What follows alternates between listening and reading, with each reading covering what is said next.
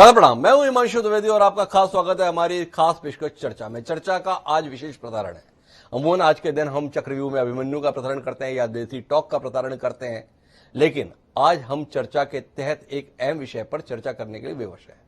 संदर्भ देश की एक बहुत बड़ी आबादी के संदर्भ में जुड़ा हुआ है। हमारा आज का जो विषय है वह विषय है ओबीसी, सियासत पूरी जनगणना से दूरी। दरअसल जिसका संदर्भ केंद्र सरकार के पिछड़ा वर्ग को लेकर की जा रही जनगणना की मांग को नकारने से। जातिगत जनगणना की मांग कर रहे तमाम विभिन्न राजनीतिक दल केंद्र सरकार पर दबाव बना रहे थे कि इस बार जो जनगणना होने जा रही है, जो हर 10 साल में होती है, उसके अंतर्गत पिछड़े वर्ग के संदर्भ में भी जातिगत आंकड़ों का प्रकाशन किया जाए और उसी के आधार पर जनगणना की जाए। लेकिन केंद्र सरकार ने सर्वोच्च न्यायालय में दायर किए गए अपने हलफनामे में स्पष्ट कर दिया है कि जनगणना के तहत ओबीसी जातियों की गिनती नहीं होगी। इसे 2021 की जनगणना के अंतर्गत शामिल नहीं किया जाएगा। सरकार के इस रुख से उन तमाम राजनीतिक दलों और संगठनों को झटका लगा है जो लगातार जातिगत जनगणना की मांग कर रहे थे।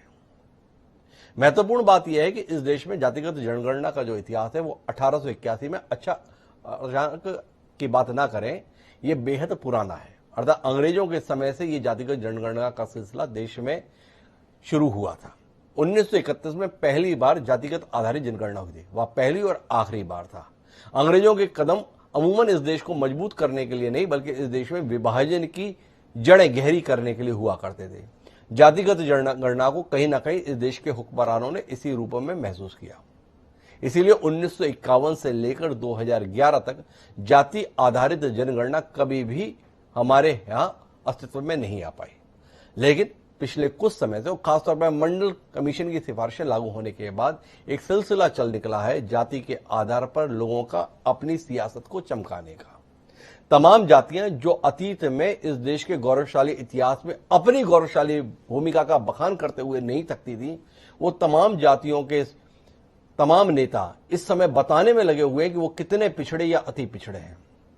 चाहे वो यादव के संदर्भ में बात हो, चाहे जाटों के संदर्भ में बात हो, चाहे गुर्जर के संदर्भ में बात हो, चाहे मीणा के संदर्भ में बात हो, तमाम जातियों के लोग इस रूप में बताने के लिए हैं कि वो कितने पिछड़े हुए हैं। हद तो यह है कि जिस शिवाजी महाराज के सामर्थ्य के, पुरुषार्थ के गुण गाते हुए लोग नहीं थकते थे, वो मराठा समुदाय भी अपने आप को पिछड़ों में शामिल कराना चाहता है। तो कुल मिलाकर केंद्र सरकार के ताजा रुख ने इन संगठनों को और राजनीतिक दलों को झटका दिया है। तमाम राजनीतिक दल इसको भाजपा की और राष्ट्रीय स्वयंसेवक संघ की साजिश बता रहे हैं। लालू यादव से लेकर मायावती तक धड़ाधड़ ट्वीट किए जा रहे हैं। हेमंत सोरेन दिल्ली पहुंच रहे हैं, अपने साथ सर्वदलीय प्रतिनिधि मंडल भी लेकर आ रहे हैं, जिसमें भाजपा को छोड़कर बाकी तमाम राजनीतिक दलों के लोग होंगे। एक कुल मिलाकर जाति आधारित जनगणना के संदर्भ में यह मांग क्या देश को मजबूती प्रदान करेगी, या केंद्र सरकार का यह फैसला देश के संदर्भ में एक सार्थक फैसला है और इसे इसी रूप में कायम रहना चाहिए। इसी पर हम बात करेंगे। 4 खास मेहमान इस चर्चा का हिस्सा बनने के लिए हमारे साथ मौजूद हैं। देश के संदर्भ में यह संवेदनशील विषय है, इसीलिए चर्चा का विशेष प्रसारण इस विषय के साथ आज हम कर रहे हैं। इस विषय पर चर्चा के सिलसिला को शुरू करें उससे पहले लेकिन समय आज के विचार सूत्र का। हमारा आज का विचार सूत्र लोकमान्य बाल गंगाधर तिलक का दिया हुआ है। उन्होंने आज से तकरीबन 125 साल पहले जातियों को लेकर एक कमाल की टिप्पणी की थी, जो हमने विचार सूत्र के तौर पर आज शामिल किया। उन्होंने कहा कि समाज में मान सम्मान पाने के लिए गुण ही ज्यादा प्रभावी सिद्ध होते हैं, जाति नहीं। हर बात में जाति का अड़ंगा डालने की बहुत बुरी आदत हमें पड़ गई है। आज जो है वही जातियां काफी हैं। लोकमान्य तिलक ने जाति के आधार पर समाज में हो रहे विभाजन के खतरे को 125 साल पहले महसूस कर लिया था। बाद में कोशिश इसी बात की रही, जो देश के वास्तविक चिंतक थे, जो देश को, समाज को एक दिशा देना चाहते थे, कि हम एक जाति विहीन समाज की स्थापना करें, छुआछूत और बाकी चीजों से अपने देश को उबारें।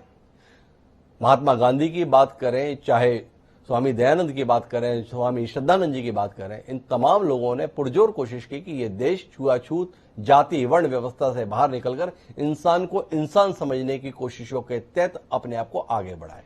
पर 125 साल गुजर जाने के बाद एक बार फिर जाति सर चढ़ के बोल रही है। क्यों? क्या वाकई ये जातियां इतने ज्यादा कष्ट, इतनी ज्यादा परेशानी में है, जिसके चलते इसके अलावा कोई विकल्प नहीं है, या केवल आरक्षण की मलाई खाने के लिए ये पूरी सियासत का खेल चल रहा है? समझने की कोशिश करते हैं। इस चर्चा का हिस्सा बनने के लिए हमारे साथ 4 खास मेहमान हैं। हमारे साथ में कांग्रेस पार्टी के बेहद जहीन प्रवक्ता सुरेंद्र राजपूत जी खासतौर पर हमारे साथ हैं। हमारे साथ कपिल देव जी हैं, भारतीय जनता पार्टी के वरिष्ठ नेता हैं, राज्य मंत्री हैं उत्तर प्रदेश सरकार में, वह भी हमारे साथ हैं। इस मुद्दे को लेकर बेहद मुखर है पिछले कुछ दिन से लव कुमार जी, जनता दल यूनाइटेड के प्रखर प्रवक्ता हैं, वो भी हमारे साथ में हैं। साथ ही हमारे साथ प्रेम कुमार जी हैं, जो स्पष्ट तौर पर लेकिन शालीन तरीके से अपनी बात रखने के लिए जाने जाते हैं। आप सभी का स्वागत है। चर्चा की शुरुआत लव कुमार जी से करते हैं और उनसे ही समझने की कोशिश करते हैं कि आखिर केंद्र सरकार के कुछ नेता समय समय पर स्वयं जातिगत आधार पर जनगणना की मांग करते थे, हिमायत करते थे, पर केंद्र सरकार ने अब फैसला ले लिया है, पहले लोकसभा में और अब सुप्रीम कोर्ट में तो हलफनामा देकर स्पष्ट कर दिया है कि जाति आधारित जनगणना नहीं होगी। 2011 में जो जनगणना संबंधित आंकड़े एकत्रित भी किए गए थे, उनको भी उन्होंने बता दिया है कि इनमें कई खामियां हैं और इनके होने का कोई मतलब नहीं है। इस देश में जातियों का अगर कुछ आधार है जिसके आधार पर कहा जाता है कि 52% पिछड़े हैं, तो उसका संदर्भ भी जो दिया जाता है वो 1931 90 साल पहले हुई जनगणना का दिया जाता है। इसकी रोशनी में आपकी टिप्पणी लव कुमार जी। देखिए, सबसे पहले तो मैं आपको बता दूं कि जहां तक सवाल रोटी के बड़े टुकड़े और छोटे टुकड़ों का नहीं, सवाल है सबको रोटी मुहैया कराने की जी। और जब तक हम सबको रोटी मुहैया नहीं कराते हैं, और इसीलिए माननीय नीतीश कुमार जी ने मांग रखी थी कि जातिगत आधार पर जनगणना होनी चाहिए जी। जनगणना होने से ये पता चलेगा कि किस जाति की संख्या क्या है और उस आधार पर हम उनके लिए ज्यादा से ज्यादा काम कर सकेंगे। हमारा मांग स्पष्ट है। मैं भाजपा के नेतृत्व वाली सरकार में मैं शामिल हूं और जो सरकार का फैसला है वो एक अलग है, लेकिन बिहार से और माननीय नीतीश कुमार जी ने जितने मुखर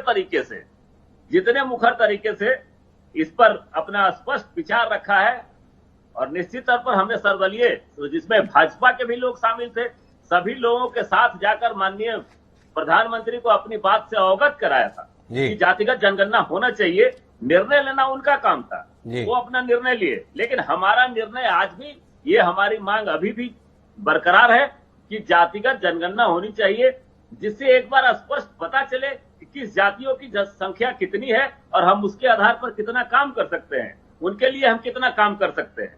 ये आप पूरी तरह से समझ लीजिए कि माननीय नीतीश कुमार जी ने बहुत ही स्पष्ट तरीके से सबको अंतिम व्यक्ति तक न्याय पहुंचाने के लिए, सबका साथ सबका विकास और सबका न्याय के साथ विकास का जो नारा है हमारा, उस तक पहुंचने के लिए हमने जातिगत कुमार जी, मेरा आपसे कुछ सवाल है। आपने कहा कि पहचान होनी चाहिए ताकि उन तक हम वांछित आवश्यकताओं की पूर्ति कर पाए, पर यहां तो होड़ मची हुई है।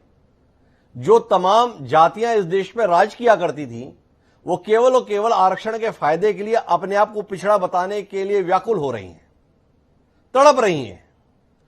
गुर्जर समाज जो इस समय पे झगड़ा कर रहा है, ग्वालियर से लेकर नोएडा तक, मिहिर भोज के संदर्भ में, वो मिहिर भोज जो पूरे देश में राजा थे, वो गुर्जर समाज आज बताता है कि हमें पिछड़े में शामिल किया जाए। जिन छत्रपति शिवाजी के गौरव को गाते गाते नहीं गाते थे मराठा, दिल्ली तक जिन्होंने कूच किया, वो मराठा अपने आप को पिछड़ों में शामिल कराना चाहते हैं। क्या आपको नहीं लगता है कि ये आरक्षण का खेल, ये जाति का खेल कुल मिला के इस देश को कमजोर कर रहा है और आपकी सियासी भूख कुल मिला के देश को एक बड़ी कीमत चुकाने के लिए विवश कर रही है? क्या कहेंगे लव कुमार जी, ये जाति का खेल क्या देश के लिए खतरनाक नहीं है? नहीं, बिल्कुल नहीं है। ये जाति का खेल नहीं है जी। ये सभी जातियों को समान रूप से मौका मिले, इसके लिए जातिगत जनगणना जरूरी है इस देश में जी। और जातिगत जनगणना के आधार पर ही हम उनके साथ इतना न्याय कर पाएंगे, उनके लिए कितना काम कर पाएंगे, इस पर तय करता है। और कौन कहां शामिल होगा किसी के मांग करने से तो केंद्र सरकार तय करती है कि कौन इस आधार में है कि जो पिछड़े में शामिल हो सकता है या नहीं हो सकता है, वो दलित हो सकता है या नहीं हो सकता है। ये तो सरकार का निर्णय है, कैबिनेट का निर्णय होता है और इसमें हम कुछ बोलने के लिए अधिकृत भी नहीं है। लेकिन जहां तक जातिगत जनगणना की बात है, तो नीतीश कुमार जी का स्पष्ट मानना है कि जातिगत जनगणना होनी चाहिए और उससे हम अंतिम व्यक्ति तक पहुंच सकते हैं और उनको न्याय दिला सकते हैं। तो कुल मिलाकर लव कुमार जी तो केवल एक ही बात में, नीतीश कुमार जी ये इच्छा रखते हैं और नीतीश कुमार जी इच्छा रखते हैं, इसलिए लव कुमार जी उसकी पैरवी करते हैं। उनका मानना है कि अंतिम व्यक्ति तक लाभ पहुंच सकता है। अनुसूचित जाति और जनजाति के संदर्भ में तो जनगणना चली रही है इस देश में 1951 से लगातार। कितना भला हो गया? क्या वो वर्ग जो इतने समय से पिछड़ा था, आजादी के 75 साल बाद हम माने कि वो मुख्य धारा में आ गए, अब उन्हें आरक्षण की जरूरत नहीं है? अगर जाति के आधार पर पहचान इतना ही बड़ा करिश्मा कर सकती है। कपिल देव जी मेरे साथ में हैं, उनसे समझने की कोशिश करते हैं। भाजपा के नेतृत्व वाली केंद्र की सरकार ने जाति आधारित जनगणना की मांग को खारिज कर दिया है। इसे व्यवहारिक मानने से इंकार कर दिया, इसकी तर्कसंगतता को मानने से इंकार कर दिया और साफ तौर पर कह दिया नहीं होगी। क्यों नहीं होगी कपिल जी? जी हिमांशु जी, सभी को मेरा नमस्कार जी प्रणाम। और जो विषय आपने रखा है ये बड़ा महत्वपूर्ण विषय है जी और बड़ा संवेदनशील विषय है जी। और केंद्र सरकार ने जिस प्रकार से हलफनामा देकर के सुप्रीम कोर्ट के सामने अपना हलफनामा रखा और सुप्रीम कोर्ट ने प्रतिबंध लगाने का काम किया, तो हमको लगता है कि केंद्र सरकार का बिल्कुल स्पष्ट मंतव्य है कि जातिगत आधार पर इस देश को कुछ लोग बांटने का षड्यंत्र कर रहे हैं जी। लगातार जाति एक ऐसा सिस्टम है जिसमें समाज में लगातार विश्वमन होने का काम होता है। जी जिन जिन लोगों ने समाज के लिए बलिदान देने का काम किया, जिन जिन लोगों ने समाज के लिए समर्पण करने का काम किया, उन सब लोगों ने कभी जाति के लिए काम नहीं किया। आपने लोकमान्य बाल गंगाधर तिलक की भी चर्चा की, तो उनका विरोध करते थे। छत्रपति शिवाजी की बात आपने की, महाराणा प्रताप की हम बात कर रहे हैं, गुरु गोविंद सिंह की हम बात कर रहे हैं। क्या इन लोगों ने देश के लिए काम किया या बलिदान दिया? क्योंकि जाति के लिए दिया। गुरु गोविंद सिंह अपने चारों बच्चे देश के लिए बलिदान कर दिए, क्या सिखों के लिए कर दिए? क्या केवल समाज के लिए करने का काम किया? देश सुरक्षित रहेगा तो फिर पूरा संस्कार सुरक्षित रहेंगे, पारी भारत माता सुरक्षित रहेगी, हर प्रकार का संरक्षण रहेगा। जातिगत आधार पर जिस प्रकार की जनगणना होने की बात हो रही है, ये लोग कुछ लोग क्योंकि जातिगत गणना की बात वो लोग कर रहे हैं जो पॉलिटिकली एस्टेब्लिश है, जो जिनका एक राजनीतिक एक एजेंडा है और जिनका अपना एक व्यक्तित्व हो गया है। गरीब आदमी बात नहीं करता, वो गरीब आदमी कल्याण की तो बात ही नहीं हो रही। माने प्रधानमंत्री नरेंद्र मोदी दो प्रकार की बातें कही। जब पीछे कोरोना आया तो उन्होंने दो बातें कही। उन्होंने कहा समाज के अंदर दो ही जातियां बची है या दो ही वर्ग बचे, एक देने वाला और एक लेने वाला। जो गरीब है वो गरीब की श्रेणी में है, उसको हम देने का काम कर रहे हैं, और जो लेने वाला है, जो देने वाला है वो टैक्स के रूप में पे करता है, सरकार की मदद करता है, सरकार को किसी ना किसी प्रकार की मदद करने का काम करता है। यानी एक व्यक्ति देने वाला और एक व्यक्ति लेने वाला। गरीब व्यक्ति को मिलेगा और जो अमीर व्यक्ति, जो सक्षम व्यक्ति है, जो मध्यम श्रेणी का व्यक्ति है, वो कुछ ना कुछ सरकार के माध्यम से या व्यक्तिगत रूप से निर्धन वर्ग के लोगों को देने का काम करेगा। तो हमको लगता है कि इस प्रकार की चीजों से, जैसा अभी लोकपाल जी ने कहा, हम उनकी बात का इसलिए ज्यादा विरोध नहीं करते कि वो हमारे साथ गठबंधन के अंदर है, लेकिन उसके बाद भी जातिगत आधार पर ये सब चीजें करना, ये दूरगामी परिणाम एक अच्छे नहीं है और दूरगामी परिणाम खराब होंगे। ये देश के लिए कहीं ना कहीं अहितकारी है, समाज के लिए अहितकारी है और समाज में कहीं ना कहीं विष घोलने का काम। कपिल देव जी, दो बयान मेरे पास में हैं, उसकी रोशनी में थोड़ा आपके विचारों को जानना है। गोपीनाथ मुंडे बहुत बड़े नेता हुआ करते थे भारतीय जनता पार्टी के, पिछड़े वर्ग का एक बड़ा चेहरा थे। 2010 में संसद में उन्होंने कहा था कि 2011 की जनगणना में अगर हम ओबीसी की जनगणना नहीं करेंगे तो ओबीसी को सामाजिक न्याय देने के लिए और 10 साल लग जाएंगे, हम उन पर अन्याय करेंगे। ये भारतीय जनता पार्टी के वरिष्ठतम नेताओं में शुमार गोपीनाथ मुंडे जी का कहना था जब 2011 की जनगणना कांग्रेस गठबंधन सरकार के नेतृत्व में होने जा रही थी। एक दूसरा उससे भी ज्यादा महत्वपूर्ण बयान है आपके प्रिय नेता, बेहद सम्माननीय देश के गृह मंत्री रहे राजनाथ सिंह का। 2018 में जब वह गृह मंत्री की भूमिका में थे, उन्होंने बाकायदा बयान जारी किया था और उस बयान में यह कहा था कि ओबीसी पर डेटा नई जनगणना में एकत्रित किया जाएगा। यह उनकी घोषणा थी। 3 साल बाद भाजपा है, भाजपा के नेतृत्व की सरकार भी है, केवल राजनाथ सिंह की जगह अमित शाह गृह मंत्री हैं और राजनाथ सिंह की कही हुई बात से मुकर गए हैं। क्या राजनाथ सिंह की समझ में कमी थी? उस समय देश के हित के मुकाबले सियासी हित ज्यादा महत्वपूर्ण थे जो आज बदल गए। थोड़ा रोशनी देंगे कि आपकी पार्टी का स्टैंड 3 साल में ही इस कदर बदला हुआ क्यों है?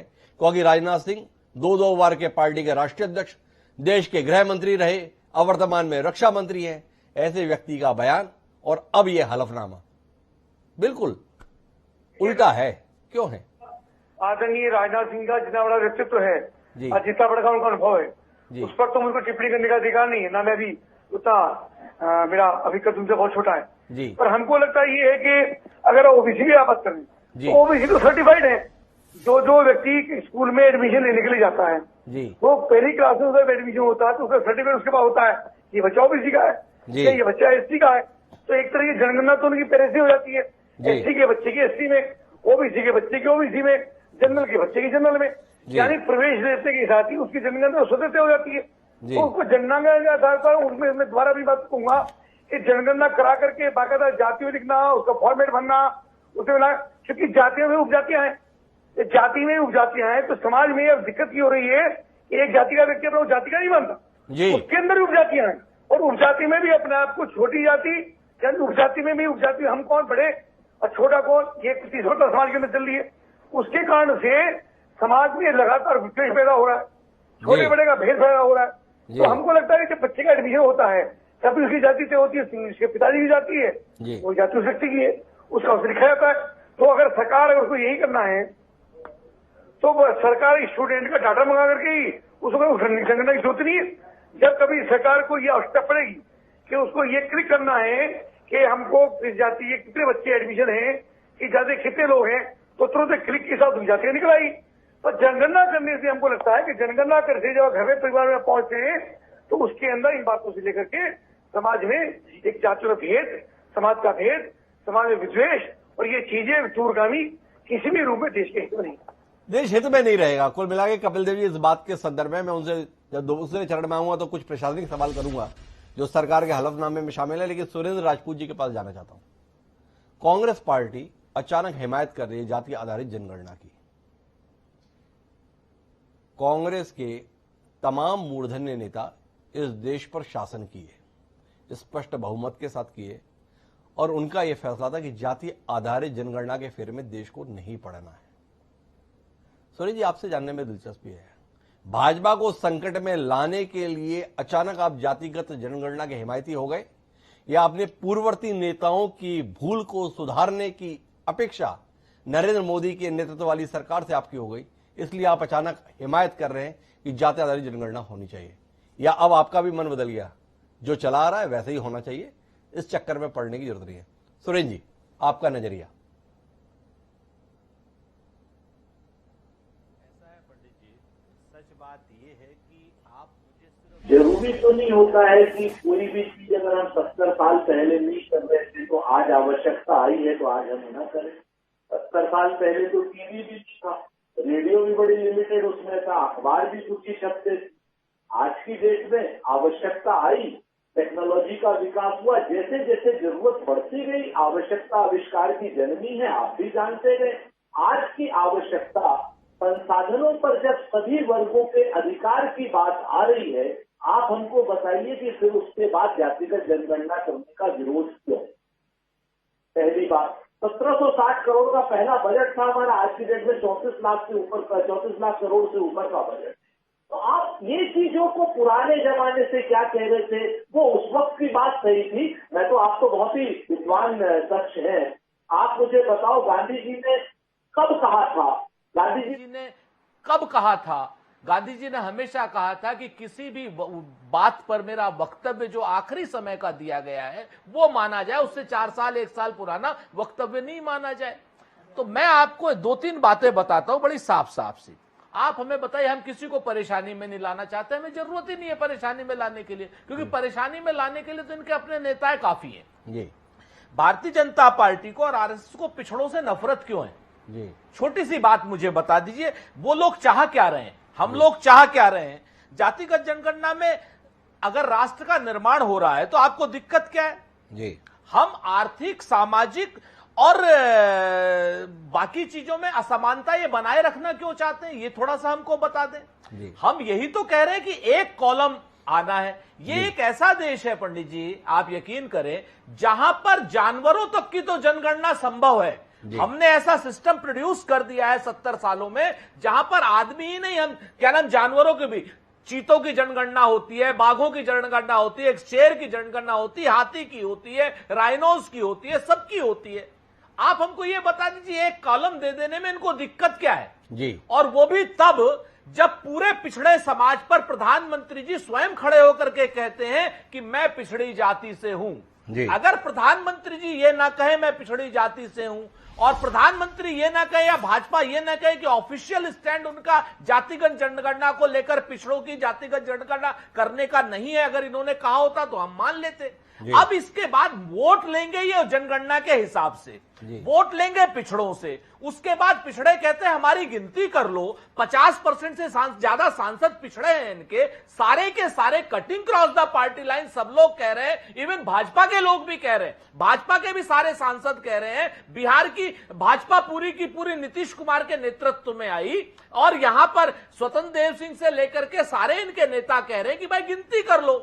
गिनती करने में दिक्कत क्या है, मुझे सिर्फ इतना बता दीजिए। और गिनती करने में दिक्कत सिर्फ एक है इनको, क्योंकि आरएसएस और भारतीय जनता पार्टी आरक्षण की विरोधी है। एक बात, भारतीय जनता पार्टी संसाधनों पर गरीबों के हक की विरोधी है। दूसरी बात, भारतीय जनता पार्टी सिर्फ हम दो और हमारे दो पर संसाधनों का अधिकार रखने देना चाहती है, चाहे वो मलकानगिरी के जंगल हो, आंध्रा के जंगल हो, झारखंड का वो हो, क्या नाम माइनिंग्स हो, या नदियों के रिवर कैचमेंट का एरिया हो जहां से हमारा खनन होता है बालू का और मोरंग का। ये चाहते नहीं है कि पिछड़ी जातियों को या दलित जातियों को उनका वाजिब हक मिले जी। ये वोट लेना चाहते हैं उनके नाम से, झूठ छल कपट दोहरी नीति अपनाना चाहते हैं, लेकिन ये उनको नीति वो नहीं देना चाहते। अभी कपिल देव जी बोल रहे थे, अरे कपिल देव जी अपने नेताओं के पिछले 10 साल के बयान तो पढ़ करके आ जाते आप जी। या तो आप अभी नरेंद्र मोदी जी के बयान पढ़ लीजिए, राजनाथ जी के बयान पढ़ लीजिए, आप अपनी पार्टी का, आरएसएस का और पिछड़े नेताओं के ऑफिशियल स्टैंड पढ़ लीजिए, बिहार पूरी भाजपा का ऑफिशियल स्टैंड पढ़ लीजिए, उसके बाद बात कीजिए। सिर्फ आपको यह कह दिया गया कि साहब सुप्रीम कोर्ट में हलफनामा दिया तो हम, सरकार ने हलफनामा दिया है हिम्मत भाजपा की? अगर हिम्मत हो, हैसियत और हौसला हो तो यही हलफनामा भारतीय जनता पार्टी कहे कि हमारा मुखपत्र है। सरकार की जगह अगर भारतीय जनता पार्टी कहेगी, कल सरकार गिर जाएगी। कल जिम्मेवारी से कहता हूं। सुरेश जी, मेरे 2-3 सवाल हैं आपसे। आपने बड़ी आक्रामकता के साथ ये बताने की कोशिश की कि भारतीय जनता पार्टी और राष्ट्रीय स्वयंसेवक संघ पिछड़ा वर्ग विरोधी है। आपने अपने संदर्भ में ये दलील भी दे दी कि उस समय पर जरूरत नहीं थी, आज जरूरत है। मेरे 2-3 सवाल हैं। पिछड़ा वर्ग के संदर्भ में आरक्षण मंडल आयोग बना, सिफारिशें किसके काल में धूल खाती रही? कांग्रेस के शासनकाल में। कब लागू हुई? जब कांग्रेस को सत्ता से बाहर किया गया, विश्वनाथ प्रताप सिंह आए तो अस्तित्व में आया। तो आपके संदर्भ में भी अगर यह आरोप लगा दिया जाए कि आप पिछड़ा वर्ग विरोधी रहे तो कोई ऐतराज? आपसे सवाल।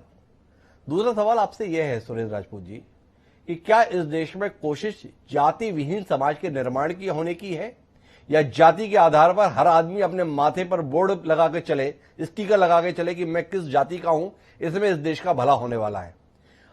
पंडित जवाहरलाल नेहरू, लाल बहादुर शास्त्री, इंदिरा गांधी जैसे तमाम राजनीतिक दिग्गज अगर जाति आधारित जनगणना को कराने के पक्षधर नहीं रहे तो क्या उनकी इस देश के संदर्भ में एक वहरी सोच थी, एक सराहनीय सोच थी, उसकी कदर की जानी चाहिए, या उस समय उन्हें राजनीतिक समझ नहीं थी? अब राजनीतिक समझ ये कहती है कि वोट इसी के आधार पर सुनिश्चित हो सकते हैं, इसलिए ये काम होना चाहिए। ये दूसरा सवाल। और तीसरा और आखिरी सवाल, 2011 में तो आपने कोशिश ही की थी जाति आधारित जनगणना कराने की, डाटा भी इकट्ठा किया, पर आपकी सरकार ने उस डाटे को सार्वजनिक नहीं किया। क्यों नहीं किया? कहां कमी थी? क्या खतरा था? क्या आशंका थी जिसके चलते आंकड़े तो आए पर नहीं किया? 3 सवाल सुरेंद्र राजपूत जी आपसे।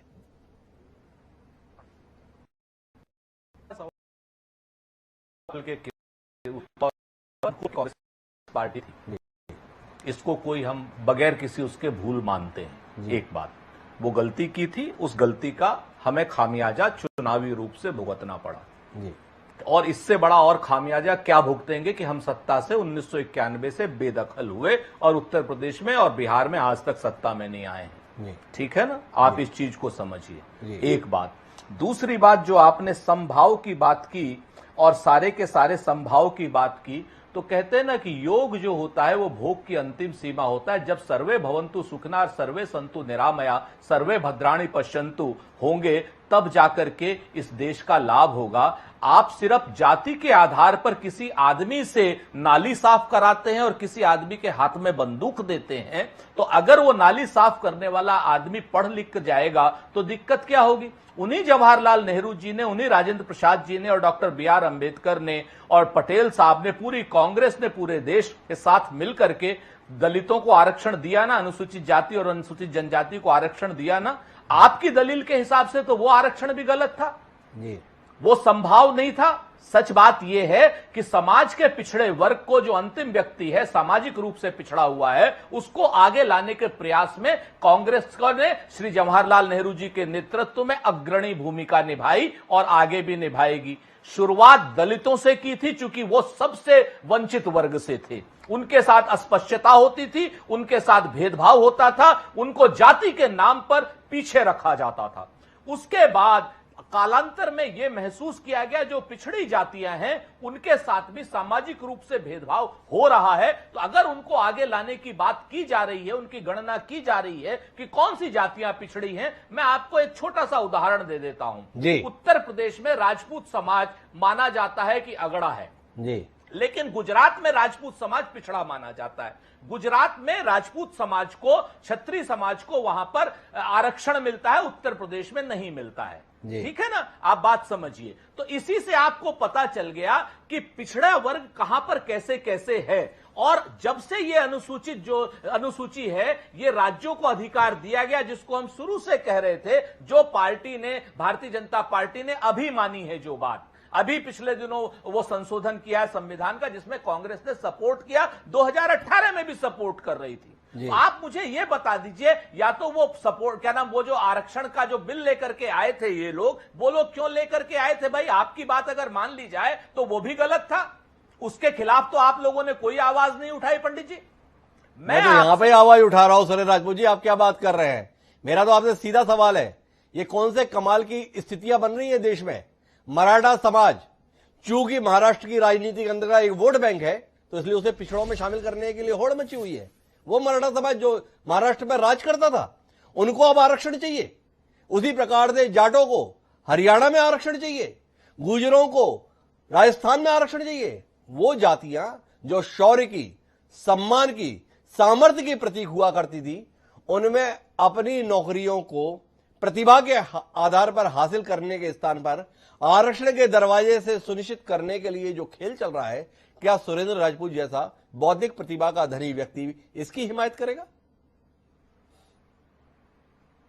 बिल्कुल करेगा, क्योंकि आप जैसा शख्स, उसकी जो आप डेविल्स एडवोकेट बने हुए हैं, अगर आप असलियत में बात जानेंगे तो जिस वक्त हमारे समाज ने, आपके समाज ने तीर मारे थे तब मारे थे, शौर्य गाथा की थी तब की थी, जब मिहिर भोज थे, राणा प्रताप थे तब थे। आज की डेट में स्थिति क्या है पंडित जी, आप बताओ। मेरे घर परिवार में, मैं सहारनपुर का रहने वाला हूं, उस सहारनपुर में राजपूतों के उसमें या जाटों के उसमें जोत इतनी कम रह गई है कि आप आज की डेट में बिघों में नहीं, बिस्वों में जमीनें बट गई हैं। लड़के पढ़े नहीं हैं, लड़कों को वो क्या नाम प्रतिभा निखर करके नहीं आ रही है। जो कब तक आप इतिहास के नाम पर कि 12 बरस क्षत्रिय जीवे, 13 बरस GSR, क्षत्रिय बरस 18 जीवे, अब आगे जीवन को धिक्कार, कब तक इतिहास के शौर्य के नाम पर लोगों को उनके हक से, उनके अधिकार से वंचित करते रहेंगे?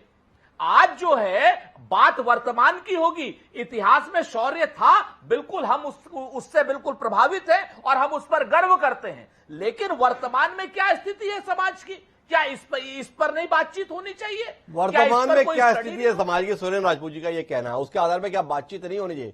कब तक इतिहास के पन्नों के आधार पर आप हमें बरगलाते रहेंगे? ये भी कहना है सुरेंद्र राजपूत जी का। मैं प्रेम कुमार जी आपके पास आता हूं, एक गंभीर विमर्श पर हम पहुंच रहे हैं और आपसे समझना चाहता हूं कि सुरेंद्र राजपूत जी ने जिस परिभाषा के आधार पर चीजों को व्यक्त किया है, तो क्या समाज में कोई जाति ऐसी बची है जिसके सभी लोग समृद्ध हैं? जितने किस्से कहानियां पढ़ लीजिए, क्या पढ़ते थे? गांव था, एक गरीब ब्राह्मण रहता था, वो ब्राह्मण अगड़ों में है, जिसके संदर्भ में सारे किस्से कहानियां केवल गरीब ब्राह्मण से ही शुरू होते थे। ब्राह्मण के स्तर पर जीवन का उदर पोषण किस आधार पे था? भिक्षा मांग के, यजमान की कृपा पे, कुल मिला के इस पे था। तो ब्राह्मणों के आरक्षण की व्यवस्था का भी कोई प्रावधान होगा? प्रेम कुमार जी, आपसे जानने में दिलचस्पी है, कुल मिला के देश आजादी के 75 साल बाद आगे बढ़ रहा है या पीछे की ओर जा रहा है? आप जैसा सुधी पत्रकार किस दृष्टि से देखता है? क्या आपको लगता है कि ये जातियों के उत्थान के लिए लड़ी जा रही लड़ाई है या अपने वोट बैंक को सुनिश्चित करने के लिए हर राजनीतिक दल में मची हुई होड़ है? डॉक्टर हिमांशु जी, ये सवाल निश्चित रूप से विमर्श का है और हमेशा से रहा है, आज भी है और अलग अलग राय हैं इस पर जो जातिगत आधार पर बात हो रही थी अभी मुकेश सुरेंद्र राजपूत जी जो बात कह रहे थे उस पर मैं एक आंकड़ा रखना चाहता हूं। जैसे इस देश की 10% आबादी के पास अगर 74% से ज्यादा दौलत है जी, और 50% जो नीचे से आबादी है जी, उसके पास बहुत कम 5% से भी कम, मैं आंकड़ा भूल गया, 2.9% जी, दौलत है। कितना बड़ा फासला है ये, जी, कितना बड़ा फासला, ये आर्थिक रूप से है। जब ये फासला है और इतनी बड़ी आबादी है तो कौन जाति अमीर और गरीब से बच सकती है? गरीब तो निश्चित रूप से सवर्ण कास्ट के लोग भी गरीब होंगे जी, लेकिन उल्टा प्रश्न करें कि क्या जो दलित हैं, पिछड़े हैं, एसटी में क्या वो अपर 10% में हैं क्या? जी, आपको उत्तर नहीं मिलेगा। इसमें आपको वेल्थ ऑनरशिप का जो एक आंकड़ा है 2018 का है, रिचेस्ट कैटेगरी में परसेंटेज है जातिगत के आधार पर मैं बताता हूं। ब्राह्मणों के पास 50%, राजपूत के पास 31% बनिया के पास 44%, कायस्थ के पास 57%। सॉरी, ये जो परसेंटेज मैंने बताया उस जाति के उतने परसेंटेज लोग रिचेस्ट कैटेगरी में है, अमीरों की कैटेगरी में। एसटी के कितने हैं? 5%। एससी के कितने हैं? 10%। ओबीसी के कितने हैं? 16%। अब बात ओबीसी से शुरू करते हैं। ओबीसी में 16% अगर रिचेस्ट कैटेगरी में है तो इनकी आबादी कितनी है? जो कि धारणा है उस हिसाब से 52%। अब 52% आबादी रिचेस्ट कैटेगरी में मात्र 16% है। तो ये जो भेदभाव दिख रहा है, अब ये भेदभाव बढ़ता गया है। अमीर और गरीब की खाई भी बढ़ी है और जातिगत आधार पर जो दौलत में पकड़ है सवर्ण की ज्यादा है और दूसरे की कम है। ये एक सच्चाई जी। दूसरी बात यह है कि क्या हमें जाति के आधार पर बंटना चाहिए? क्या ऐसी राजनीति होनी चाहिए जो जाति को बढ़ावा दे? क्या हमारे पूर्वज जो राजनीति कर रहे थे वो गलत थे? ये महत्वपूर्ण सवाल है। जब हमने जातीय जनगणना तो बहुत पहले से है, आजादी से पहले से भी है, लेकिन आजादी के बाद हमने इस जनगणना को छिपाया है, बताने से परहेज किया है। क्यों? क्योंकि हमने ये रखा आदर्श की जाति हमें खत्म करना है। पहली बात यह है कि जाति को खत्म करने के लिए आजादी के बाद से कितने गंभीर प्रयास हुए। आज भी सर आप अपने नाम के आगे द्विवेदी लगाते हैं, राजपूत जी अपने नाम के आगे राजपूत लगाते हैं, मैं भी अब मेरे पिताजी भी अपने नाम के आगे सिंह लगाते हैं। तो इस तरीके से दूसरे लोग भी लगाते हैं। ये छोड़ने को हम तैयार नहीं है। हमने कौन सा तरीका इवॉल्व किया, हमारी राजनीति ने कौन सा तरीका इवॉल्व किया जिससे जाति खत्म हो? कोई तरीका इवॉल्व नहीं किया। इसके बजाय जो जातीय आधार पर जो आरक्षण था उसका आधार जाति नहीं था, जातीय आधार पर मैं गलत बोलता हूँ, समूह के आधार पर जो आरक्षण था एससी और एसटी वर्ग, और उसमें जातियों को जोड़ के समाहित किया गया था, उसकी गिनती तो हमेशा से होती रही। आज भी ये बात हो सकती थी कि समूह के आधार पर ओबीसी को गिन लिया जाए, लेकिन वो नहीं होगी। उसका भी कारण मैं बताता हूं थोड़ी देर में। लेकिन इससे पहले ये समझ लें कि जो ओबीसी वर्ग है, ये ओबीसी या बैकवर्ड क्लास कब आया? मंडल कमीशन के बाद आया। आप याद दिला रहे थे जी। मंडल कमीशन के पहले तक जो शैक्षिक और सामाजिक आधार था, और उसके बाद जब मंडल कमीशन आया आधार तो वही रहा, लेकिन इसके बाद समाज में बेचैनी हो गई। आर्थिक तत्व जो है इसमें घुसाया जाने लगा। कभी क्रीमी लेयर का सवाल, कभी जो ओबीसी वर्ग है उसमें जो वाजिब वर्ग है उसको फायदा नहीं मिल रहा है, संपन्न जातियों को मिल रहा है, यानी इसके भीतर भी अपर और लोअर का भाग हो गया। तब ये जब स्थिति बनी तब ये बेचैनी और उभर कर सामने आने लगी कि इसका क्लेरिफिकेशन होना चाहिए कि ओबीसी में कौन जाति कहां पर है, किसकी संख्या कितनी है, ये सवाल आने लगा, लीडरशिप का सवाल आने लगा। आज ओबीसी पूरे 52% बोल करके ये आवाज उठा रही है। तो राजनीति इसमें है। राजनीति इसलिए है कि जब एक बार ये फैक्ट सामने आ जाएगा तो जो आरक्षण का आधार आज तक सामाजिक और शैक्षणिक रखा है, ध्यान देंगे, वो राजनीतिक नहीं था। जब आरक्षण की बात शुरू हुई थी, आजादी के बाद भी, आजादी के पहले भी, राजनीतिक नहीं था। राजनीति के सवाल पर तो गांधी जी अनशन कर बैठे थे और अंबेडकर जी को मनाना पड़ा था। आपको याद होगा, इतिहास जानता है सब। पूना पैक्ट के रूप में उसको सभी लोग जानते हैं 1932 की घटना के संदर्भ में। प्रेम कुमार जी, राजनीतिक जो नेतृत्व भागीदारी है उसको आरक्षण से दूर रखा गया, लेकिन आज जो मांग उठ रही है उसकी मंशा, उसका पूरा आयोजन वो राजनीतिक भागीदारी के लिए है कि ओबीसी को हम राजनीतिक भागीदारी क्यों न मिले, ये सवाल है। यही वो डर है जिस वजह से कोई पार्टी विरोध करती है, कोई पार्टी सपोर्ट करती है। जिसकी सत्ता है उसको सभी वर्गों का समर्थन है, उसे केवल ओबीसी की राजनीति नहीं करनी है, तो वो सुरक्षित होकर के इस बात का समर्थन नहीं कर रहा है। जब उनकी सत्ता नहीं थी तब वो समर्थन कर रहा था। आज जिनकी सत्ता नहीं है वो आज ओबीसी का समर्थन कर रहे हैं, क्योंकि इसमें वो राजनीति। प्रेम कुमार जी, मेरा एक सीधा सवाल है। भारत की केंद्र सरकार ने फैसला लिया और राज्यों को अधिकार दे दिया कि वो अपने अनुसार ओबीसी की लिस्ट तैयार कर सकते हैं। क्या आप इस खतरे को महसूस नहीं करते हैं कि कुल मिलाकर जाति आधारित जनगणना के आधार पर एक आंकड़ा निकलेगा और जिसका वोट बैंक ज्यादा होगा वो जाति को पिछड़े वर्ग में शामिल करने के संदर्भ में प्रयास होगा, सफल भी होगा। आप महाराष्ट्र में देख रहे हैं, मराठाओं के संदर्भ में ही अगर महाराष्ट्र में जिस मराठी गौरव की बात करते हैं, जिस मराठा गौरव की बात करते हैं, उनको पिछड़ों में शामिल होना है, क्या ये अपने आप में एक मजाक नहीं है? क्या आपको इसमें हंसी नहीं आती है? क्या आपको इसमें सामाजिक विद्वेष दिखाई नहीं देता है? प्रेम कुमार जी, कुल मिलाके दलित और आदिवासियों के संदर्भ में हजारों साल का उत्पीड़न था, हजारों साल की पीड़ा थी, जिसके तहत उन्हें मुख्य धारा में लाने के लिए आरक्षण संबंधी व्यवस्था एक कोशिश के तौर पर संविधान में शामिल की गई, व्यवस्था में शामिल की गई। लेकिन इसके बाद का जो कुल आरक्षण का खेल है वो अपनी सियासी पकड़ मजबूत करने के लिए क्षेत्रीय दलों के स्तर पर, बड़े स्तर पर खेला गया। सुरेंद्र राजपूत जी स्वयं स्वीकार रहे हैं, क्या हमने नहीं किया, गलती हो गई, इसीलिए हम सत्ता से बाहर हो गए। सामाजिक रूप से कोई कल्याण हो गया इसलिए सुरेंद्र राजपूत जी को नहीं लगता कि उनसे गलती हुई। उन्हें गलती इसलिए लगती है कि ये काम हमने नहीं किया, दूसरी पार्टी ने कर दिया और देखो 1991 से उत्तर प्रदेश और बिहार से हम बाहर हो गए। क्या आपको नहीं लगता है कि क्षेत्रीय स्तर पर राजनीतिक हित देश के हित को प्रभावित कर रहे हैं और जाति जाति का ये खेल देश को बर्बाद कर देगा? देखिए हिमांशु जी, हम आंख मूंद लें तो उससे सच्चाई बदल नहीं जाती जी।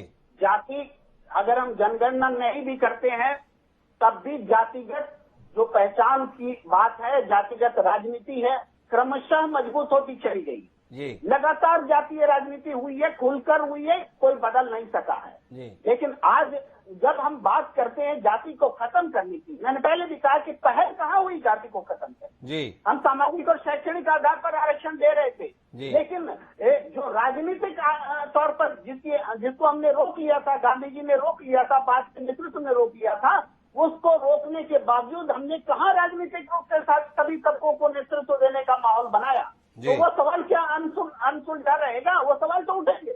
अगर ओबीसी 52% है और उनको राजनीतिक नेतृत्व नहीं मिल रहा है तो वो बेचैनी मिलेगी। मैंने ये कहा, ये सिर्फ आरक्षण की लड़ाई नहीं है, ये राजनीतिक नेतृत्व की पाने की लड़ाई है, और जिसमें कि आरक्षण। मेरा सवाल है, क्या प्रेम कुमार जी आप बात कर रहे हो ओबीसी को अगर नेतृत्व नहीं मिलेगा?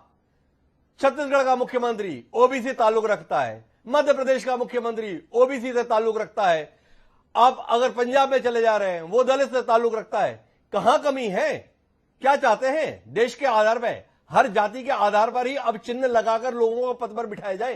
क्या यही हसरत रह गई अब इस देश को चलाने वालों की कि हर पद पर एक जाति लिखी होगी, हर व्यक्ति अपने माथे पर एक स्टिकर लगाए जिसमें उसकी जाति लिखी हो, उसी के आधार पर तय होगा उसकी समाज में हिस्सेदारी सुनिश्चित हो रही है? प्रेम कुमार जी, ये निश्चित रूप से आपकी बेचैनी बहुत बहुत जायज है, जी। कि केवल किसी को, एक व्यक्ति को नेतृत्व जिसकी जाति के हिसाब से दे देने को हम नेतृत्व नहीं कह सकते जी। हम कैसे मान ले नेतृत्व? उस कुनबे का अगर अपलिफ्टमेंट हुआ है तब तो हम माना जा सकता है, और अपलिफ्टमेंट नहीं हुआ है तो निश्चित रूप से सिर्फ राजनीति हुई है। यही तो आप भी कहना चाहते हैं, आपके सवाल का भी मतलब यही है कि केवल राजनीतिक नारा बना करके हम दलितों को न आगे बढ़ा सकते हैं, न SC/ST को आगे बढ़ा सकते हैं, न पिछड़ों को आगे बढ़ा सकते हैं। ये इनका कहना है। मैं वापस लव कुमार जी आपके पास चलता हूं और आपसे सवाल है कि क्या जाति आधारित जनगणना से कोई चमत्कार हो जाएगा?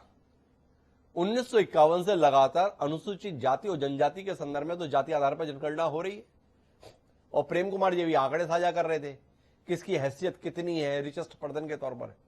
क्या बदल गया ऐसा? तो क्यों इतनी बेचैनी जाति के आधार पर जनगणना कराने की?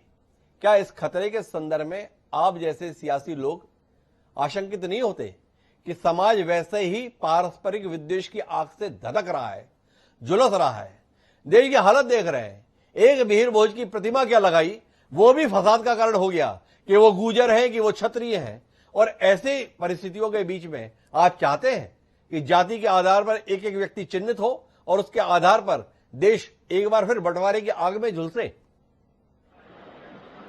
देखिए, देश इतना कमजोर नहीं है कि जाति के आधार पर बंटवारे के आग में झुलस जाएगा जी। सभी लोग समझदारी से काम लेंगे।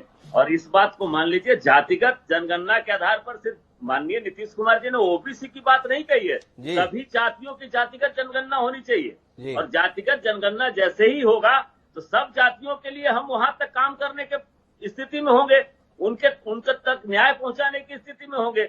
ऐसा थोड़ी ना है कि कोई जातिगत जनगणना होने से देश अलग अलग बढ़ जाएगा, अलग अलग जातियों में हो जाएगा। ऐसा कुछ भी नहीं है। 51 में ऐसा कुछ नहीं हुआ। और आज भी मेरा आपसे लव कुमार जी बहुत स्पष्ट सवाल है।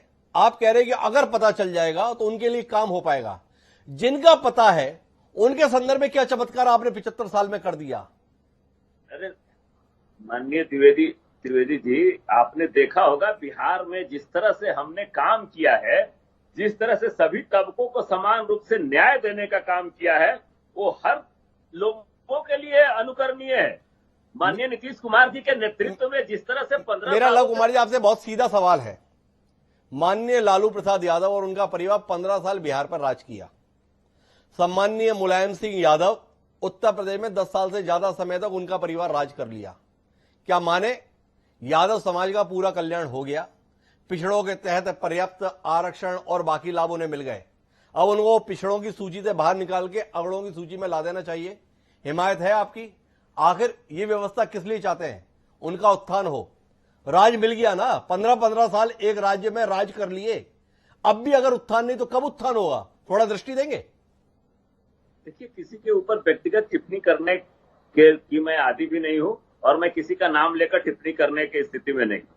माननीय, मैं जिस पार्टी के अंतर्गत काम करता है, माननीय ललन बाबू के नेतृत्व में सांसदों ने इस विचार को रखा था कि जातिगत आधार पर जनगणना हो, और माननीय नीतीश कुमार जी के नेतृत्व में सभी पार्टियों ने यह तय किया था कि जातिगत आधार पर जनगणना हो।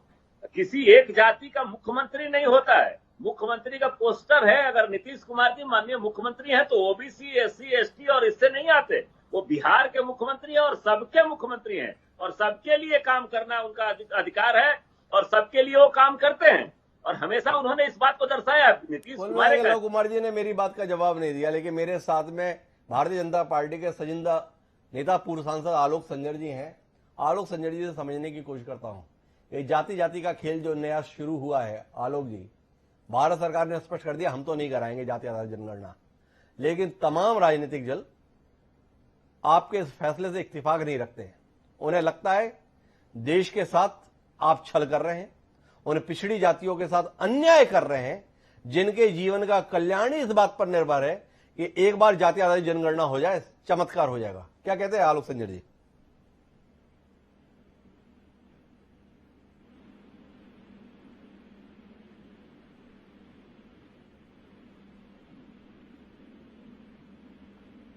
मेरे साथ में केसी जैन साहब हैं, भारतीय जनता पार्टी के प्रवक्ता, उन्हीं से पूछ लेता हूं भाजपा की तरफ से क्या नजरिया उनका।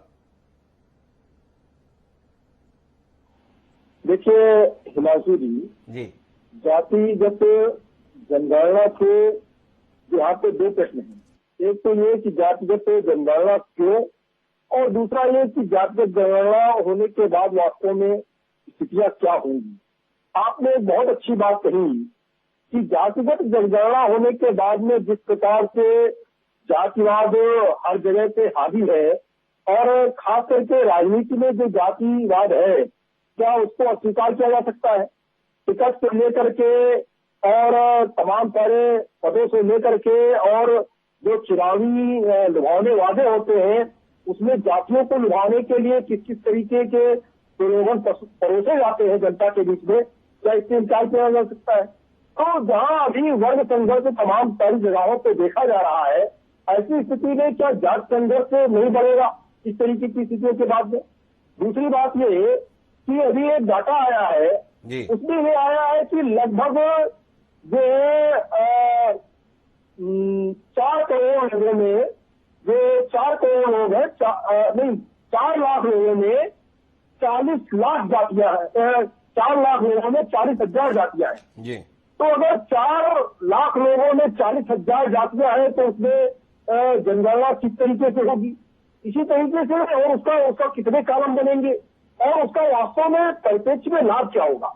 जब एक संविधान के द्वारा जो आरक्षण की व्यवस्था है, और उस व्यवस्था के अंतर्गत OBC, SC, ST, general category में बांटा गया है, और उसी आधार पे लोगों को लाभ मिल रहा है, तो ये जातिगत जनगणना होने के बाद क्या जातिगत आधार पे ये संशोधन होगा? दूसरी बात यह है कि केंद्र ने एक बड़ा काम किया है कि अपने अपने प्रदेशों में जनगणना के आधार पर, आबादी के आधार पर, और लोगों की स्थितियों को देखते हुए, साथ ही साथ उनकी आर्थिक स्थिति, सामाजिक स्थिति, सारी चीजों का आकलन करते हुए प्रदेश सरकारें अपने अपने वहां पर वो जातियों को ओबीसी वर्ग में जोड़ सकती है। तो ऐसी स्थिति में जो मुख्य लाभ है, जो संवैधानिक तरीके से जो लाभ है, वो ओबीसी, एससी और एसटी जनों को इस तरीके से कटवाई करके, तो ऐसे में जातीय जनगणना होकर के लाभ क्या मिलेगा? दूसरी एक बड़ी बात कि राजनीति तो जो एक तरीके से देखा जाए तो जो शक्ति का केंद्रीकरण है वो राजनीति है, क्योंकि विधायी शक्ति राजनीति के पास है, वही सारे निर्णय लेती है, वही विधायिका, वही जो है विधान बना करके तैयार करती है और फिर उनको लागू किया जाता है। ऐसे में आपने अभी 2 बड़े लोगों का नाम लिया, उत्तर प्रदेश के और बिहार के पूर्व मुख्यमंत्रियों का। वास्तव में क्या उन्होंने अपनी जाति से हट करके अन्य जातियों के लिए काम किया? अगर काम किया तो अन्य जातियों की स्थितियां बेहतर क्यों नहीं हुई? तो अगर ये जातिगत जनगणना हो ही जाती है तो वास्तव में इससे जो रिजल्ट आएगा, क्या रिजल्ट आएगा?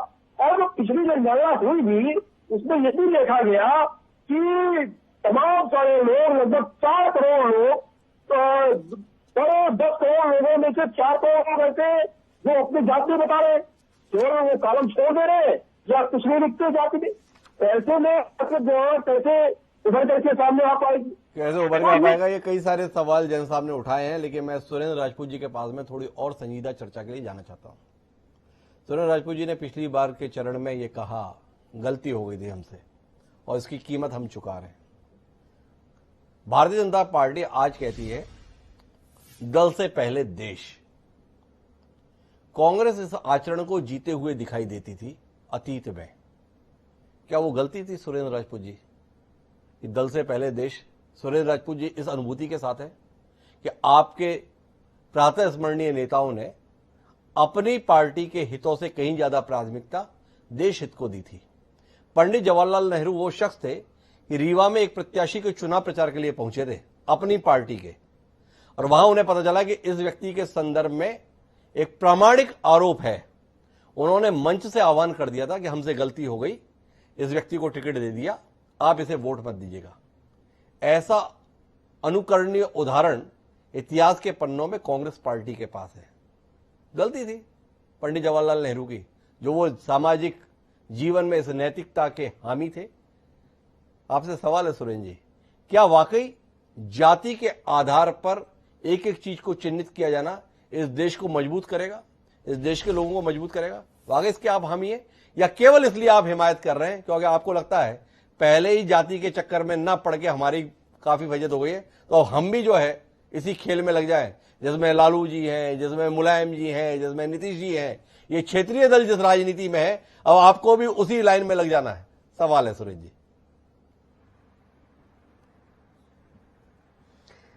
पहली चीज तो पंडित जी मैं आपसे एक बात कह दूं कि हम लोगों ने तो अपने आचरण को आज से नहीं, ऐतिहासिक काल से जी करके दिखाया है। दल से पहले देश, इस देश की रियासतों को इकट्ठा करके अगर हिंदुस्तान किसी ने बनाया है तो कांग्रेस पार्टी ने बनाया जी।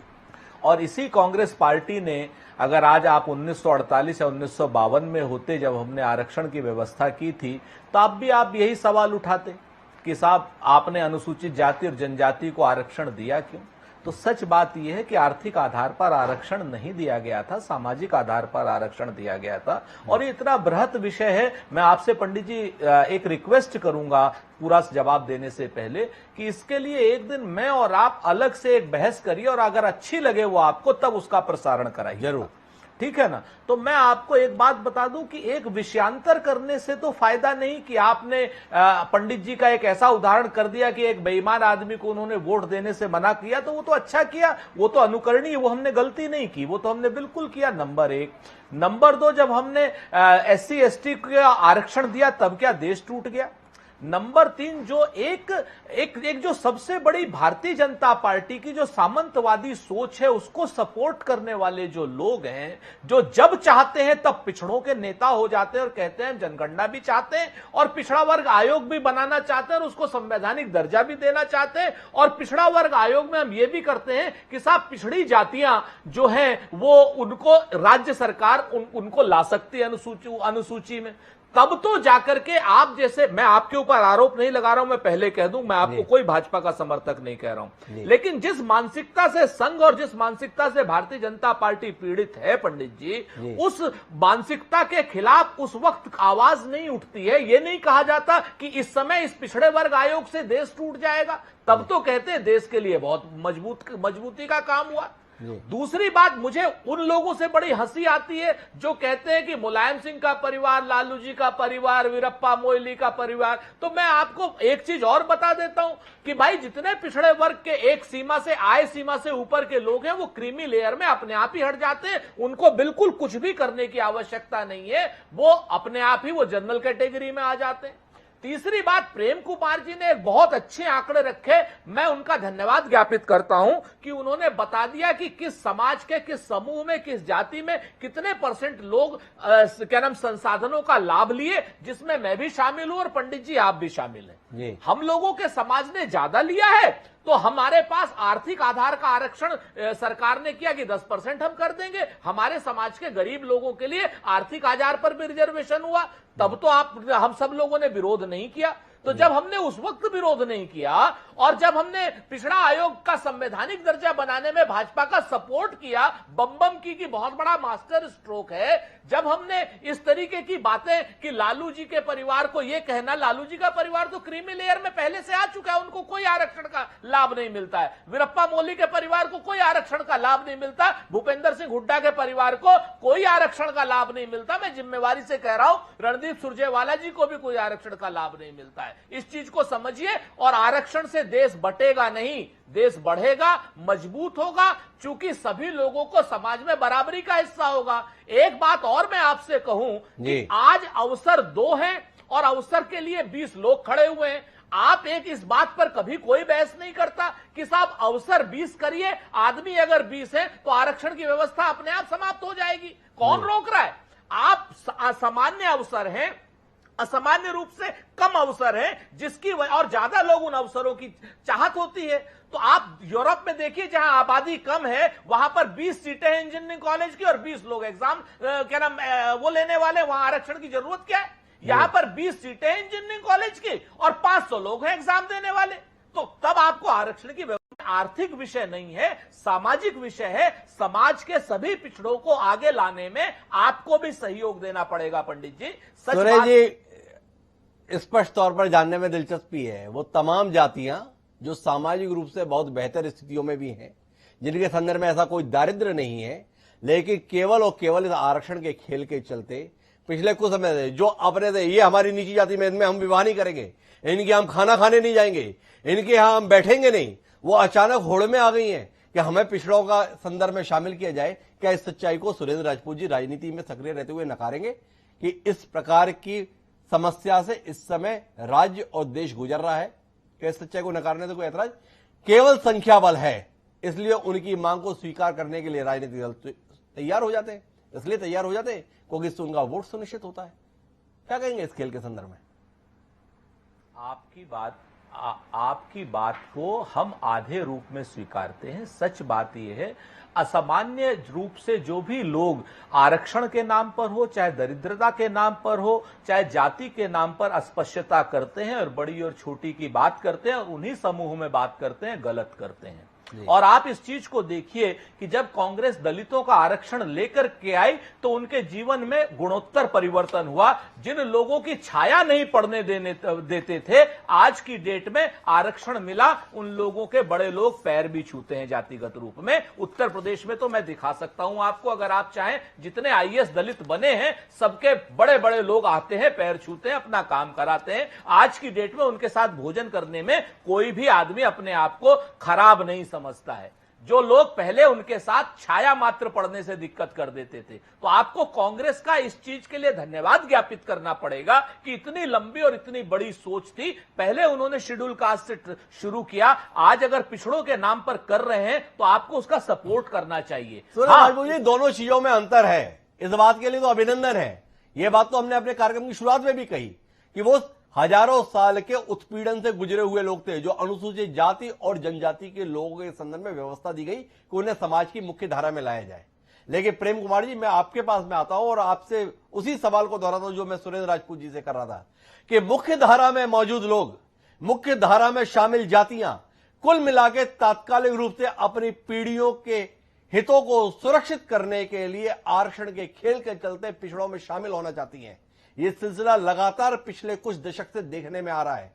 क्या उसी को इजाफा देने के लिए, क्या उसी को बढ़ावा देने के लिए जाति आधारित जनगणना की मांग नहीं हो रही है? एक बार संख्या बल देख लें, अगर साहू इतनी बड़ी संख्या में हमारे राज्य में दे दो, क्योंकि उससे हमारा वोट बैंक सुरक्षित होगा। कुर्मी है, अगर हमारे यहां संख्या बल है तो दे दो। अगर कहीं ब्राह्मण ठाकुर भी अगर संख्या बल में दिखाई दे गए तो उनको भी अगर मिल जाए पिछड़े के अंतर्गत आरक्षण, तो आप अचंभा मत कीजिएगा, क्योंकि खेल तो वोट का है ना। देश और राज्य के भले के संदर्भ में वाकई चिंता है, क्या उसके तहत मांग है? प्रेम कुमार जी वाकई ईमानदारी से यह महसूस कर रहे हैं कि ये जितने राजनीतिक दल आज इस बात की हिमायत कर रहे हैं, इनके मन में आम आदमी का कल्याण है, देश का कल्याण है, राज्य का कल्याण है, या शुद्ध रूप से अपना सियासी इंतजाम है? प्रेम कुमार जी, आखिरी बातचीत आपसे। जी हिमांशु जी, ईमानदारी की बात तो ये है कि आरक्षण अपने मकसद को पूरा नहीं कर पाया। और पूरा क्यों नहीं कर पाया? क्योंकि अब सरकारी क्षेत्र में और शिक्षा के क्षेत्र में और गिने चुने क्षेत्र में ये आरक्षण लागू हुआ, और उसके बाद हालत ये है कि नौकरियों की बात करें तो ये अवसर बिल्कुल खत्म होते चले गए। तो अब आरक्षण पर जब चर्चा होती है या जातीय जनगणना और उसके मकसद पर चर्चा होती है, तो हम बात कर रहे होते हैं उनको भागीदारी, नौकरी देने, उनका जीवन संवारने, जीवन बदलने की। लेकिन स्थिति ये है कि स्थिति रही नहीं गई है कि देश में उनके लिए नौकरी कितने हैं, वो शिक्षा में उनकी भागीदारी बढ़ी है कि घटी है। हम लगातार आंकड़े इसकी पुष्टि नहीं करते। तो कुल मिलाकर के बात क्या आती है? बात आती है राजनीति की, कि इस नाम पर सारे समूह की राजनीति की जाए, और वही राजनीति हो रही है। हमने पहले भी जो आंकड़े दिए उसका मतलब यही था कि जो अधिसंख्य वर्ग है, जो वंचित तबका है, वो उनके पास दौलत कम है, वो विपन्न हुए हैं, अमीर और गरीब की खाई बड़ी है, और इस खाई को पाटने के लिए जब हम कोशिश नहीं कर रहे हैं तो बाकी जो भी कर रहे हैं वो उसको बढ़ाने का काम। लेकिन जाति अगर व्यवस्था मजबूत हुई है, जो पिछड़ी जाति और पिछड़े होते चले गए हैं, मैंने जो आंकड़े रखे थे 50% की आबादी के पास अगर 2.9% की दौलत है, और जातिगत आधार पर भी SC ST का प्रोपोर्शन जो है बहुत थोड़ा है, तो ये चिंता का विषय होना चाहिए। अगर हम इसको नकार देंगे, इसको नहीं मानेंगे, तो फिर कहीं ना कहीं हम बगावत को बढ़ावा देंगे। या फिर कब तक चुप रहेंगे लोग? क्यों नहीं हिस्सेदारी मांगेंगे दौलत में, सत्ता में? ये हिस्सेदारी से हम उनको प्रेम कुमार जी का कहना है कि कौन नहीं हिस्सेदारी मांगेंगे। हिस्सेदारी किस आधार पर मांगेंगे? प्रयास करके, प्रयत्न करके, मेहनत करके, अपने पुरुषार्थ का प्रदर्शन करके, या केवल और केवल संख्या के आधार पर, इसलिए कि हम इतनी संख्या में इसलिए हमें यह मिलना चाहिए, यह विचार का विषय होना चाहिए। अगर धीरूभाई अंबानी ने इतना बड़ा एम्पायर खड़ा किया तो केवल इस आधार पर आप कहते रहे कि अंबानी और अडानी के पास इतनी दौलत क्यों है, तो उसकी पृष्ठभूमि में जाकर देखिए कि वही अंबानी थे जो महज एक हेड क्लर्क का काम करते थे। एक व्यक्ति हेड क्लर्क से शुरू करके इतना बड़ा एम्पायर खड़ा कर सकता है, तो बाकी लोगों को रोका किसने है, इस पर भी विचार होना चाहिए। केवल जाति के आधार पर एक व्यक्ति की उपलब्धियों को सीमित कर दिया जाए, शायद जाति है, लेकिन कुल मिलाकर जाति के आधार पर अगर इस देश में पहचान बनाने का सिलसिला जारी रहा तो तय है कि इस देश का भला होने वाला नहीं है। हमारे विचारकों ने, पूर्वजों ने एक लंबे अनुभव के बाद, 1000 साल की गुलामी से गुजरने के बाद इस नतीजे पर पहुंचने की कोशिश की थी कि कुल मिलाकर जाति मुक्त समाज का निर्माण हमारा सपना, जिसे पूरा करने का प्रयास होना चाहिए। क्या देश की सियासत में सक्रिय लोग इस प्रयास में जुटे हैं या अपनी तरफ से सुनिश्चित कर रहे हैं कि जाति के आधार पर पहचान और ज्यादा मजबूत और ज्यादा पुख्ता होनी चाहिए? देश की सरकार और समाज दोनों के लिए विचार का विषय होना चाहिए। आप सभी मेहमानों का बहुत बहुत धन्यवाद हमारे साथ इस चर्चा का हिस्सा बनने के लिए। समय है अब आज की प्रासंगिक पंक्तियों का। इस देश के राष्ट्रकवि हुए रामधारी सिंह दिनकर, कमाल की पंक्तियां उन्होंने दी। आज के इस विषय के साथ जुड़ते हुए उसी को आपसे साझा करता हूं। उन्होंने लिखा, ये मूल जानना बड़ा कठिन है नदियों का वीरों का, ये मूल जानना बड़ा कठिन है नदियों का वीरों का, धनुष छोड़कर और गोत्र क्या होता है रणधीरों का, पाते हैं सम्मान तपोबल से भूतल पर शूर, जाति जाति का शोर मचाते केवल कायर क्रूर। रामधारी सिंह दिनकर एक विचार हमारे बीच में देखे गए। आप एकांत में इस पर विचार करें और फिर पहचानने की कोशिश करें कि आखिर जाति जाति का इतना शोर आपके भले के लिए है या उन लोगों के अपने भले के लिए जिन्हें इसमें कुल मिलाकर अपनी सियासी सफलता दिखाई देती है। आज के लिए इतना ही, कल फिर मिलेंगे नए विषय के साथ। मुझे दीजिए सदा प्रणाम।